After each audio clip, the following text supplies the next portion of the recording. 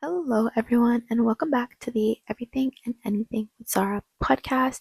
I am so happy that you are here and listening to yet another episode. This one has been highly requested, so without any further delay, let's get into it. This episode is about long term and long distance friendships. Friendships in our 20s are tricky, but they're also really, really rewarding. Since we begin to navigate our own lives and careers and families, falling back onto the same friends that you grew up with or even have made in adulthood can be very comforting and gives us a chance to kind of take a deep breath and remember who we are. If you are in this phase of your 20s, you probably understand how tricky it is to hold on to the deep connections that we make when we're young, especially in school or university. We're constantly surrounded by our friends, so it feels easy and natural to have so many close friends because of proximity, and that makes the connection sort of effortless. But as we enter our 20s, we graduate, we move cities, we start jobs, and all of these relationships just become even more complex. You kind of have to navigate misaligned schedules, people traveling, the fact that every time you might see your friend, you might be also spending a good amount of money, or one friend may have overwhelming or different responsibilities. People can be dealing with health changes. There's just so much that starts to come up in this stage of life. Our friendships then start to rely less on our shared environments and more on our emotional investment and effort into that friendship. So it's interesting to notice how the dynamics start to shift. Some friends become more distant while others kind of step up in expected ways, and then the core of those bonds often stay. There's also friendships that seem to just come and go in phases, and most of the time it's never the fault of the people themselves, but rather their circumstances and the things that they can't really control. And sometimes it's just things that just kind of happen, and unfortunately you just have to kind of make do. And most of the time it's just things just kind of come up and they just happen, and you unfortunately just have to come to terms with the fact that that just is how it is. And with these friendships there also comes a point where the friendship just kind of dissolves, and that's okay. We have friendships that stay for a little while for different phases of our lives, and we have friendships that are lifelong. There's friendships that you'll have only throughout high school or only throughout university or only at a certain job that you're working, and they'll kind of just remain in those times, but they also will add to your life in that phase. But then once you kind of move on to a different phase, they don't really serve you as how it started, so it kind of just naturally starts to dissolve, which is okay. When you do find lifelong friends, though, you find the friends that really see you, they accept you, they cheer you on, they pick you up when you fall down. They're there for all of the different phases because they really do just see you as a core friend as opposed to a friend in that specific phase. But again, also, it's okay to just have friends for specific phases. They're also very much needed. Lifelong friends are also those that can laugh with you, have fun with you. You also pour into this friendship yourself, and you also make an effort into this friendship yourself. And you also are that friend to other people when you're in a lifelong friendship. When you're not seeing someone regularly, or you're not able to, though, the only way to sustain that bond in connection is to be deliberate and intentional. It can be small things like sending a post that made you think about them, remembering an important date and celebrating it, even if it's visually, making time for a 10-minute call during your commute or at the end of the day. You guys have probably seen that good night trend. I feel like that's so cute, and like we should do that with our friends. We should just be like, hey, just calling to tell you good night, and then, you know, just say good night. Long term friends also often feel like a second home. They've seen all your phases, they've seen your earliest dreams and aspirations and goals, they've seen your failures, your awkward moments, the times that you messed up, the times that you succeeded. They were there for the hard times and the good times, and I think that's what makes them separate from short-term friendships. They hold a lot of your history, and it creates a level of comfort that's hard to replicate with other people. And they often don't need context because they've already seen most of your life or heard about it already. And so it just feels like a natural second home. It's healing to be around someone who's known and loved every version of you, whether you're in a specific stage of life at the moment, or if you're about to go through a change and they've just been there no matter what. They've been in contact no matter what. They've been seeing you no matter what. They've just been there no matter what. And when life gets hard, you don't need to explain the backstory or the context. Like I said, they already know. They know what's going on. They know what's helped you in the past, and they know how to be there for you and what works because they've been there. They've previously been there for the bad times, and so they know what your strengths are as well and how you can overcome it. They know exactly what to say and how to make you feel better. They know what it is that you might need, whether it's advice or whether it's just a shoulder to cry on or someone to listen to you. They will know what it is that you specifically need in that moment, and they can help you with that. And I think that's very, very rare to find. And so I think that's another thing too, is that sometimes we feel like we don't have that and we are struggling to get to even that point with someone. But if there is someone that is there for you at the moment that you can think of, that is a long-term friend, or someone that even if you just met them recently, but they have been there enough even in recent times to have that kind of effect on you, it's also important to be that friend for them as well, because that will strengthen your bond even more and keep you guys even closer. My own oldest and closest friends are like kind of like a life vest for me, and I think we've stayed close because both sides put in the effort. No matter what has gone on in your lives, if you move across the country, you have career changes, you start a marriage, whatever it is, we've always found a way to prioritize our connection. And because it's gone both ways, it ends up being a natural effort instead of a forced one. But even if you have to force it a little bit at the beginning to start off that effort, that will hopefully end up being worth it in the end. Your 20s are also full of big transitions. You might move cities, you change careers, and through all of this, your friendships will be impacted. I think it's important to acknowledge that. And in those times when you are going through changes or something is about to happen, and talk about how you want to keep that connection along with these changes, not in a serious like sit down conversation or anything, but just like be open about the realities and how expectations might change along with changing responsibilities. I think that's also a key point in having long-term friendships, is changes are going to happen regardless. It's more about being able to navigate that change with that friend, as opposed to just kind of going along with that change and then hoping that it ends up falling into place anyways, which it probably will for most people. But I think sometimes it just helps to set expectations, like especially if you have a change coming up and you know that, for example, you might not be able to text as much. So does that mean we call more often now? And if we do call, like how often are we calling? Or planning like trips together, or even just something to have you guys look forward to something, especially with the hustle and bustle of, a life. I think it's also important sometimes to include your long-term friends in kind of the mundane as well, like just going like grocery shopping together sometimes, because those responsibilities are going to be there regardless. So it might just be easy to kind of have someone there with you so that your connection still stays intact and you can still go about and talk about all the things you need to talk about, but while you're just running some errands or something. But I think that's an easy way to keep the connection still going, especially if you live closer by to people, but you're just like busy with life. Sometimes we expect our friends to say the same when everything around us is changing, but that's not really realistic. So saying that, hey, this is like a really busy week for me, or this isn't the best time, but I'm still here, like if you need anything, or I can catch up if for like 5 minutes sometime or anything like that. I think just keeping the connection open ended so that you are reminded for yourself and for your friends that you are still there for each other and you are able to make time when you need to.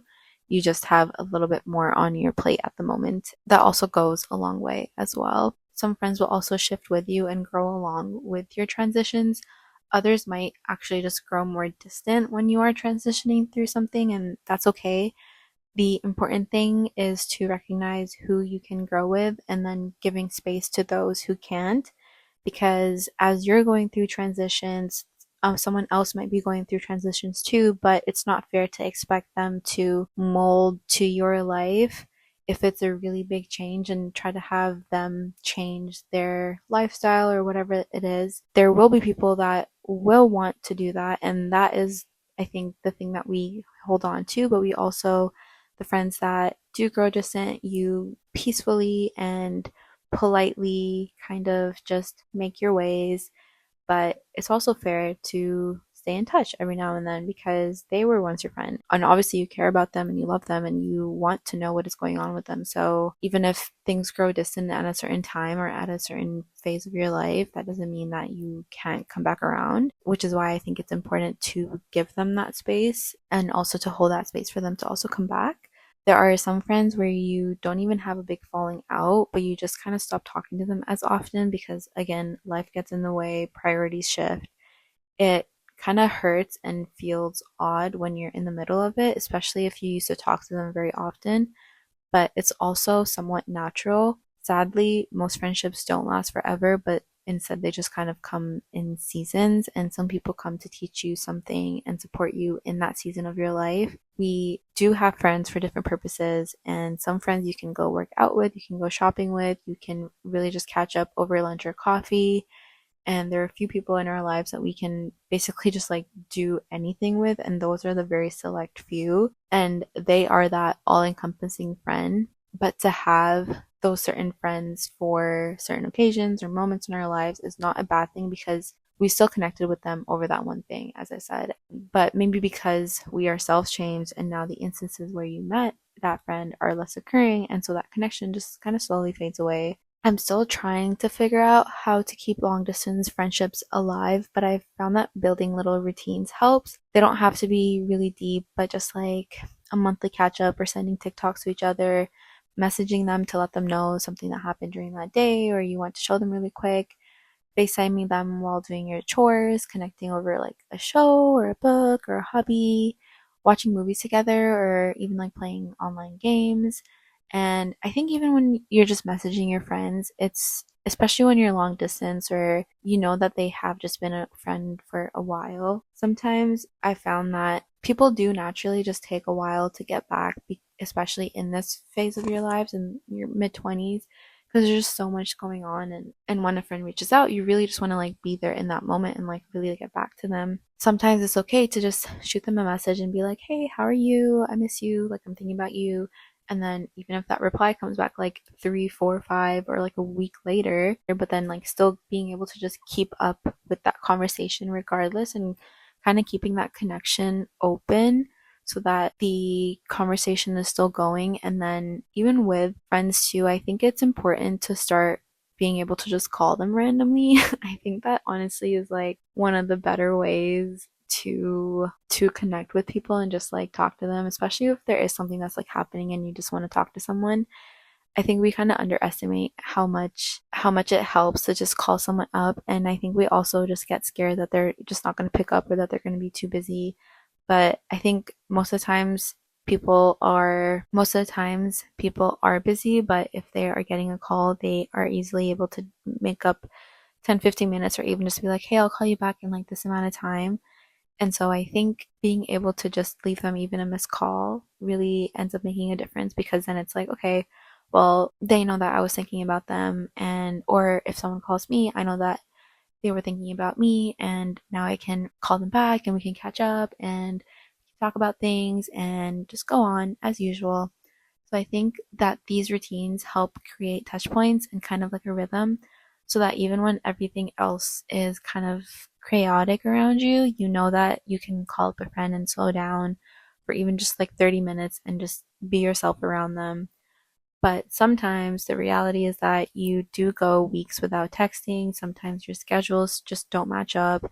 One of you is kind of going through something a little bit heavier, and the other one doesn't even know because you haven't really talked about it yet. And that can feel kind of lonely. But when you do finally talk and it all kind of just clicks back into place, you laugh like nothing happened and nothing changed, and you're just reminded that distance doesn't necessarily mean disconnection.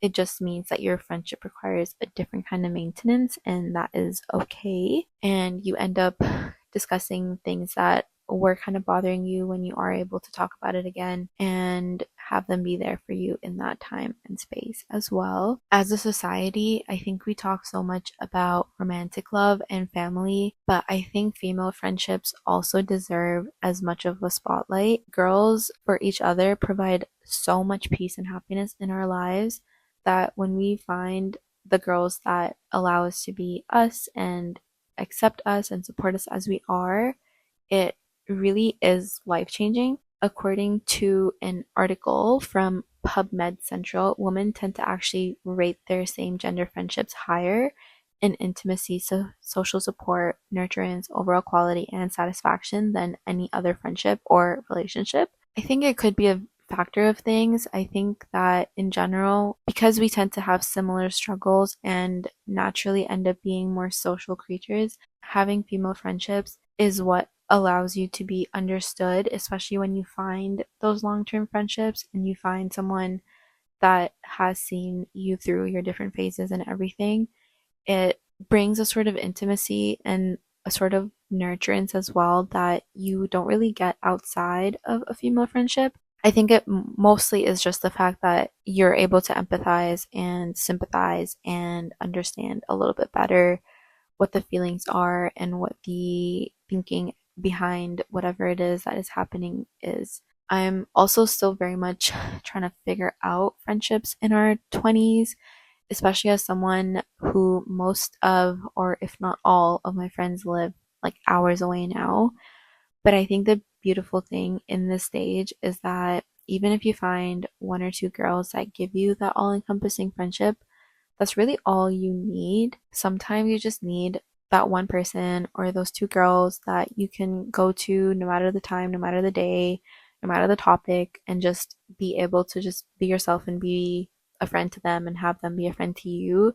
And it instantly can just make your day or add to your day and make things a little bit lighter for that period of time. There's also findings from studies that relationships among women indicate that the quality of that friendship is more important than the number. Supportive friendships, which are characterized by intimacy, nurturance, and loyalty, are associated with heightened psychological and physical well being. So, not only does it improve your mental well being, but also your physical. Isn't that interesting? But there's a theory that is also called the self in relation theory that proposes that women's self concept is largely relational, which means that a woman's sense of self becomes very organized around being able to maintain affiliations and relationships, particularly with other women. So, relationships that enhance a woman's sense of self exhibit mutuality and empathy. These are the relationships in which women can share their feelings and thoughts and meet one another at a cognitive and affective level. Women that can establish mutual and empathetic relationships can achieve a higher sense of worth and empowerment. And so, friendships with other women are highly important and influential for women, both to their sense of self and quality of life outcomes, which is so crazy because I think that you kind of do notice it when you are around your friends and around your group of girls, and you start to feel a little bit more like yourself, or even your traits that help you feel those more feminine traits also start to come out, like the fact that you can be nurturing toward another friend and you can be empathetic toward another woman is helps us build our own identity and sense of self so that we can exhibit those qualities toward other women. And I think it is especially interesting that it helps us more when it's towards another woman than if it's not towards another woman. So that sense of self is heightened with other women as opposed to if it was just with a man and you're still exhibiting those qualities, but it's not as influential towards men as it is towards women. I think that's just interesting. but it's just a theory. So I think it's very cool to see that that is something that does exist and can very much be something that improves our quality of life if we hold on to our long-term friendships and our friends that have just been there, even if it literally is just one girl or just two girls that you can think of and can know that, okay, like this is the girl, and just being around her or these two girls or these three girls, whatever it is, can really just help me come back to myself and also just improve my quality of life. And I think that's also indicative of why we need to try to put in effort into this so that it's not just a monthly thing or like an every couple of months thing, but it's something that we are thinking about on a weekly basis of, okay, how do I connect with this friend? How can I be there for this friend? Because it will help you feel better to be there for her the same way that it will feel good for her to be there for you. And I think that's very nice. It's also very important for women and our well being to have these friendships that can sustain us in a way and give us our own sense of self. I think from this, we can decide not to be afraid to find friends wherever you are in life. So even if you don't have someone yet, don't stop just because you've gotten older. There are still girls out there and friendships out there that can support us and take care of us. I think being able to include yourself in communities or in group settings that can introduce you to new people is important if you feel like that is still something that you are searching for, and finding it in yourself to also try to be that girl for another girl so that you can also receive the same is also just as important. So being able to open yourself up and be there and be empathetic and be that nurturing woman for another woman so that she can be that for you, I think is important, since that is something that will very much impact our own lives a lot. Friendships are there to support us and take care of us, even if they're not your closest friends. They are still impactful as women, and we should try to nurture these friendships when and where we can. Even the friends that are kind of just catch up friends or just kind of coffee chat friends. I think there was a little bit of a trend that I was seeing on TikTok. I'm not sure if other people saw, but there was just this thing of let's not do catch up friends anymore, and let's not do this whole like, okay, let's just meet for coffee every couple of months and then catch up, where I have like two thoughts, which is I I agree that it shouldn't be like every couple of months and that it should be more frequent if that is kind of the relationship that you do have.